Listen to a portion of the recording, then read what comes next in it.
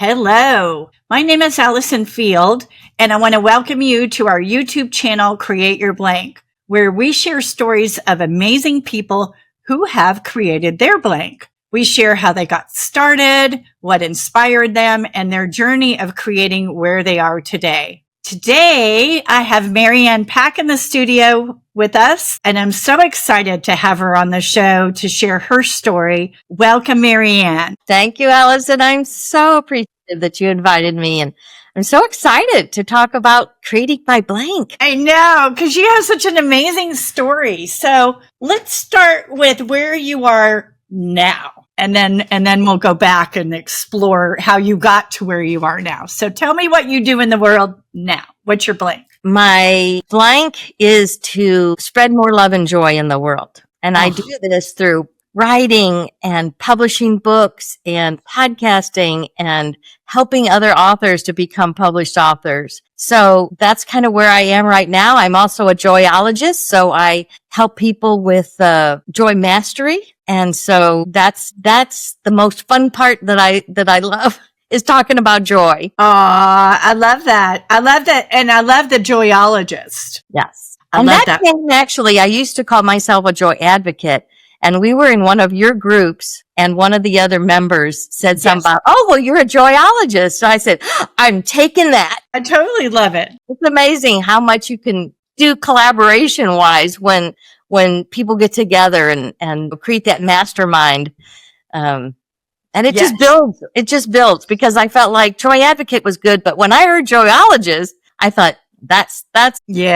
Yeah, it is you. And you embody that in all that you do. And I find it quite amazing. We worked together on the Keys to Joyful Living, and with six of us being co-authors, and you led the project on that. And I love that that's your base. Yeah.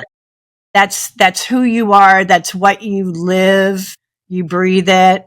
But it didn't start out that way. No. So tell me a little bit about what you did in your early years and how it evolved to writing, because you didn't start out being a writer. Right.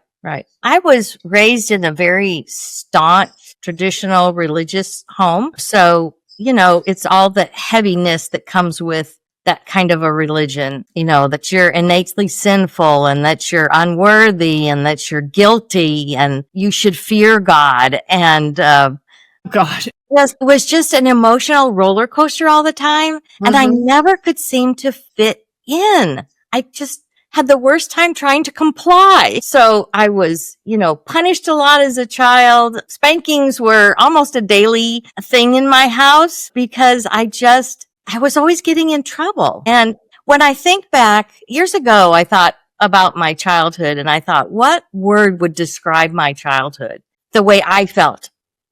And it was angry.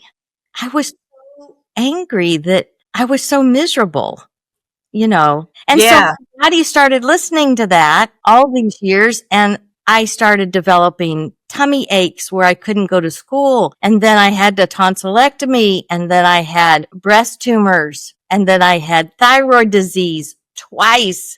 I had gallbladder disease. It was just so much sickness in my body. And I thought, well, I'm just a sickly person. Yeah. And to the migraines, severe migraines. Ooh. Every 2 to 3 days it got to be. I couldn't go 3 days without a full 24 hours, vomiting and light sensitive and sick. And I'm trying to raise 2 little boys. Jeez. And it was just, my body just couldn't take anymore. And it finally crashed at 34. And I marked myself into a health food store. I'd never been in a health food store. And I said, fix me, because the drugs and the surgeries and all that were not working. Yeah. And I thought, there has to be something else. And I started reaching out for help. The health food store owner put me on a detox. It was a 15-day detox. And the first 6 days I didn't have a migraine. My God. And then the next one didn't come for 2 weeks. And then it just kept getting further and further apart as I changed my diet a little bit. And I wasn't perfect at it. I'm still not perfect at it. But, it's almost like I had to get some relief in my body till I could start evaluating my beliefs. And that's where the biggest relief came. When I started going through, why do I believe these things? Where did they come from? And why do they feel so horrible? So that was my path at 34, starting to realize, I'm not where I want to be. And you're not sick. And I'm not sick anymore. Right. And you know what? When we're raised in a household like that, that's very strict and very oftentimes very religious, and we're fed those messages all day, every day, that we're bad and we're not doing good and this is not the way to do it. And we're a little bit wild and yes, right. We know that. Right. So, that all of that is digested in our bodies. Yes. Our thoughts rule our bodies. Our thoughts create our feelings and create how we show up. So no wonder you had all those illnesses and sicknesses and migraines and not being able to treat it. Yes. Because you were treating it like with regular Western medicines and trying to get to the bottom of it. But the truth was it was within you, right? Mm-hmm. And what you were putting in your body, and then going to the health food store and the detox started your journey to health, back to health. Yes. Yes, because I actually stayed in the church like probably another 10 years or so before I left in my mid-50s. And it was amazing because I cried almost every day because it was such an emotional, traumatic thing being indoctrinated that way. And I left the church and I realized 2 weeks later, I hadn't cried once. I was at peace. Wow. And when my oldest son, who was a teenager at the time, came to me after we left the church and he said, "Mom, it's like a burden's just off my shoulders." Wow. And I thought, oh, my baby. He was feeling it too. As I was. Yes. Oh, wow. Wow. It was amazing. Really good that you were able to release yourself from that, because that's tough. That's a big change and a big transition. Wow. And you had two little boys. That indoctrination still creeps up every once in a while that I have to work on, and continue to release, and then install new beliefs that feel really good, that just thrill my heart, that resonate with my soul. Yeah. That are truth, big T truth for me. Yeah. And I think there's a process in all of our lives where we must do that, as humans in the world and adults, because, we're taught these values from our parents and we take it as the big T truth. Exactly. Yeah. But they are really little T truths for us, because it's important for us to, when we get to a certain age and we can process it, then we can look and see what are my values versus my parents and versus what was handed down. And so I think all of us go through a process. I think it's usually in our 30s and 40s when we start to evaluate ourselves and how we're doing in the world and how we're affected by things. And then and it gives us the opportunity to say, how do I want my life to go? Right. So for you, when you started feeling better, then what happened? I started looking for other teachers that seemed to resonate with my soul. And so I came across Abraham Hicks, which I adore, Greg Braden and Bruce Lipton, Dr. Bruce Lipton, and these different Louise Hay. Louise Hay's book, You Can Heal Your Life, was one of the first ones that I found. And in the back, she has the different symptoms and things of illness or parts of your body. Yes. Mine looks a little different from that, but yes, exactly. And that's when I realized, my gosh, I've been creating this sickness. Yeah. Because of my emotions and my attitudes, and I was queen of complaining. Yeah. So I was complaining long before the illness kicked in and I had that to complain about. So, and I kept it going for so many years. And then to look at her list and find the different illnesses that I had throughout my life and the probable emotional cause, and then affirmation to change. Yes. And that just opened up so much for me, because I realized I could actually evaluate my beliefs by how they felt. Yes. Yes. Yeah. I love that book so much. It's a little bit challenging and difficult to read sometimes, that we have to fix it. Oh, absolutely. It's definitely in your face. You're responsible. Right? Like, I didn't do that. I'll look at it sometimes and Yes. disagree with it until I realize that it's actually the truth. Absolutely. So Absolutely.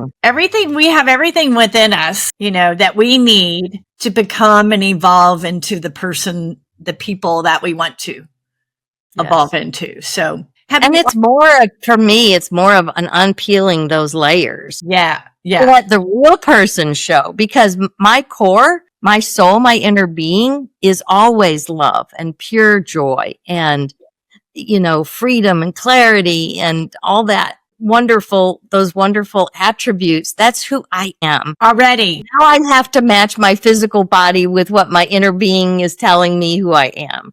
Right. And then it feels so good. It does feel good. And I love the idea of an onion peeling back the layers. We're always evolving. We're always discovering and uncovering things that don't work for us anymore. Right. And what we can do to shift that and change that and step back into our truth with a capital T. I agree. Yeah. So you are an author and you have a lot of books. You have your own publishing company. So tell us about that journey and when and how that got started. I've been writing a blog since 2014.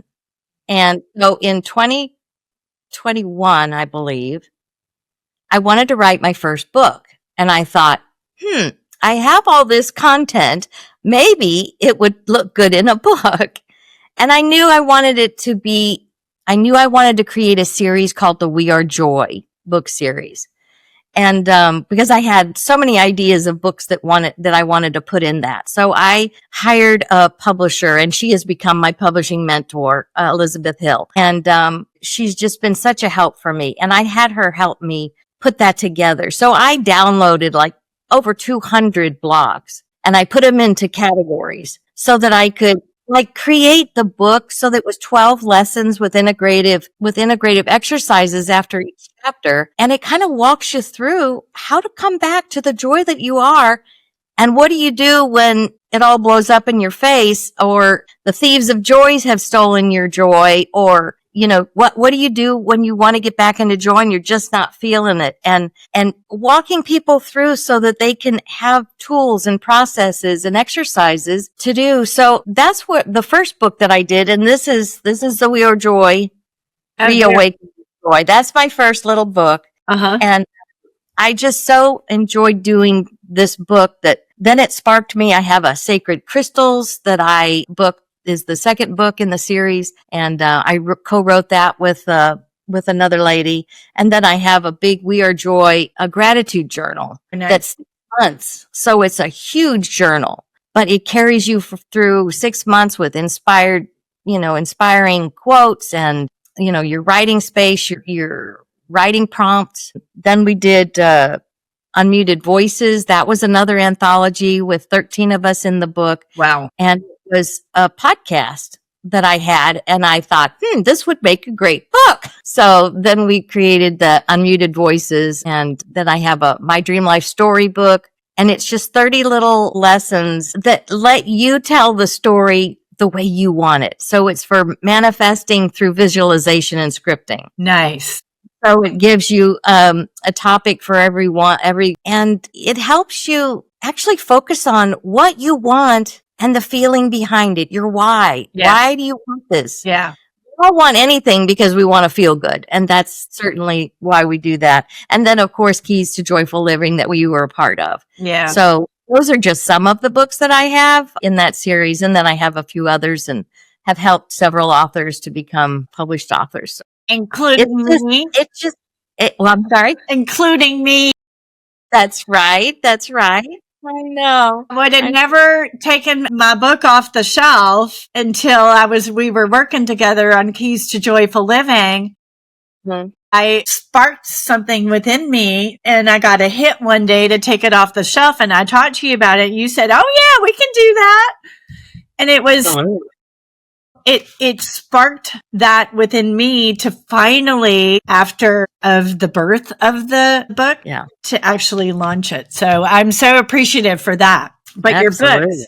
your books are all back there, and yes. And I love that, you know, your books are full of your truth and your knowledge and your path. And I find that so helpful, because just because we evolve spiritually, you know, we're not like perfect beings. I mean, well, in God's eyes, we are perfect, but you know what I mean? And life gets in the way. Shit happens, right? And life can be challenging. And when life is challenging, that's when our little human selves take over, and we forget that we are love, we are joy. We forget that we are perfect and that there are no mistakes. And so what I find so beautiful about you and what you've done with your writings and you know, your blogging, and you're always speaking that truth. And so that is what I love about you and about the work that you do and the work that you share in the world, because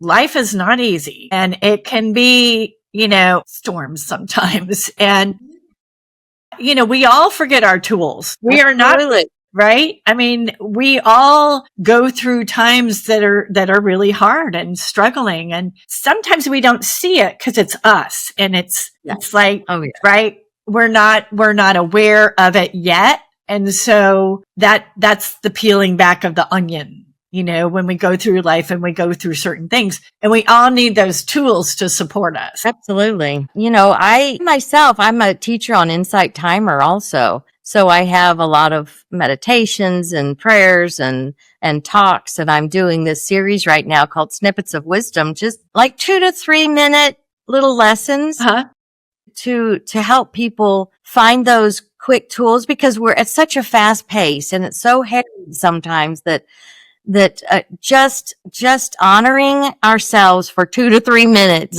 is sometimes maybe all we can do. Yeah. And for myself, I have to go back and listen to them. Yeah. Just to remind myself, because I'm not always, you know, I am happy most of the time and joyful, but there's some times when shit hits the fan, and Marianne isn't a happy girl. Yeah. I have to remember, oh, wait, if I just get out of my head and get back into my heart, things calm back down. And how do you do that? How do you get out of your head and get back into your heart? What's your go-to? My go-to mantra is actually all is well. And there's times when I'll have to start saying that just to try to calm my spirit down, calm my nervous system down. And there's times when I may not be able to just say all is well. Yeah. I may have to use some bridging words to help me. And I say, I want to believe all is well. There you go. I'm coming to understand all is well. Life is becoming more well. You know, so sometimes you can't just start out with a mantra or an affirmation, because your vibration is not matching it, and you're getting this dissonance, and the universe only hears what we mean by what we feel. Right. It's not hearing our words. Right. We can say all the pretty affirmations we want. If our spirit's not there with it, you know, if we're not resonating, it's going to backfire on us. Yeah. So sometimes that is my favorite, but sometimes I have to use bridging words to help me over the hump. That's a good idea to try on those bridging words. Yeah. Because if you're not feeling the mantra, and for me, sometimes mantras, I don't use them because I'm not feeling it. And especially if I'm in a spiral around something's happening, I can't connect to that, you know? Yeah. That's why the bridging words kind of help. Yeah. It's what I really want. Yeah. I want to believe that. Yeah. And I do believe that statement. Yeah. Yeah. So sometimes I need a little boost there to get me over the hill till I can actually say, yes, all is well. Yeah. And the peace just floods in. Yeah. Well, that's cool. That's wonderful. So what do you think is your biggest challenge in doing what you do now in the world with your blank? What is think is the biggest challenge for you? Probably for me, staying consistent because my mind works so fast and I have so many creative projects. I just found another couple of books that I had started years ago in my OneDrive just the other day. And I was like, I didn't even remember I wrote this book. Wow. That's so to know that, to rest and know that and honor how I operate, and know that for me, most of the time I operate best when I'm really feeling it. And I have to, when I get that urge, I have to go for it right then. Yeah. Yeah. So for me, it's not bashing myself when I'm not consistent. Yeah. I'll say that. Yeah. Because I'm not doing the shoulds Yeah. and the ought tos Yes. that gurus tell you, oh, to market this, you must do this and this and this and take these steps, and it's this structure. Yeah. I'm just not a structure person. I'm a very flowy energy person. Yeah. Yeah. I know I need some structure. Yeah. Which I have with some of the tools that I use and online apps and things like that, but which help. But I am much more of a flowy, intuitive kind of worker. When I get in the zone, I can't think about anything else. Yeah. I just lose track of time because I'm in the zone. Right. That's your alignment. I know I'm doing what I need to be doing in that moment. Yes. And that is for everybody who's watching. If you're in alignment, things are going to flow and be easeful. When you're not in alignment, it's going to feel hard and struggle. And that's like the hint for us, for Marianne and I, that's our hint that something's off. If it feels hard and it's not working and we're struggling and all of that jazz. So food for thought for that. Absolutely. And what is your big dream goal for your work? It's funny. Years ago, I wrote a book again that I have not published yet, but I sent it to a friend of mine, and she wrote back on the front of the envelope when she returned the edits that she wanted to add to the book.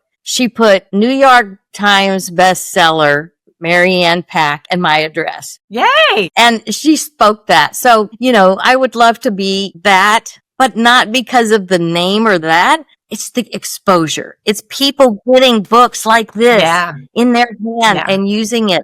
And so one of my mantras is, why am I such an outrageously abundant author? I'd love to talk about that, because the thing is, when we're all abundant, people in our spheres are abundant too. That's right. Because they enjoy the energy of what we're providing into all of it is. Yes. So it's not just about me being an abundant author. I want others to be abundant in the way they see life, in the way what their blank is. Yes. Yes. So, And that's your gift. That's your gift, love. It's like, that's just who you are. And I love that you just generate it. It's just like, and energy is energy. So as you're generating, it's going out into the world and enlightening everyone else around you that is exposed to you about what you're doing. So I love it. I love it. Thank you. Well, I have to tell you a story.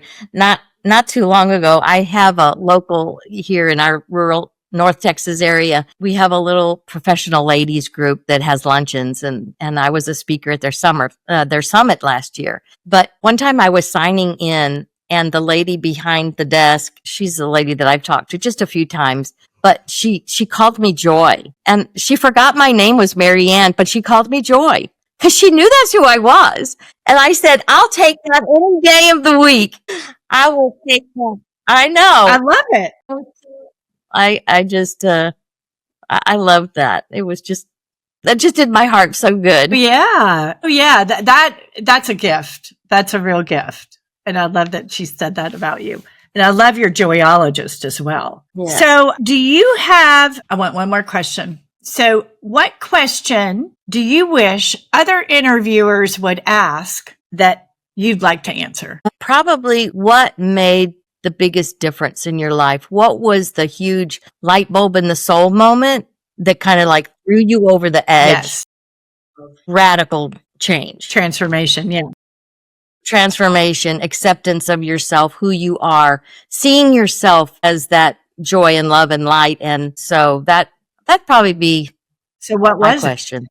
Can I read you what I put in my book? Yes, I would love for you to read it. This is the quote that shifted everything for me. Love it. It's a quote from Abraham Hicks, my mentor.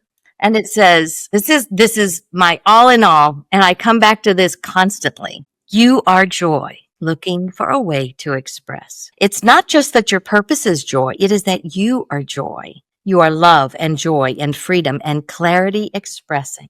Energy, frolicking and eager. That's who you are. And so if you're always reaching for alignment with that, you're always on your path, and your path will take you into all kinds of places. You are pure positive energy that translates into the human emotion of joy. Oh, That right there just flipped me right over the edge. And I thought, that's what I want to be. that's it. That I am.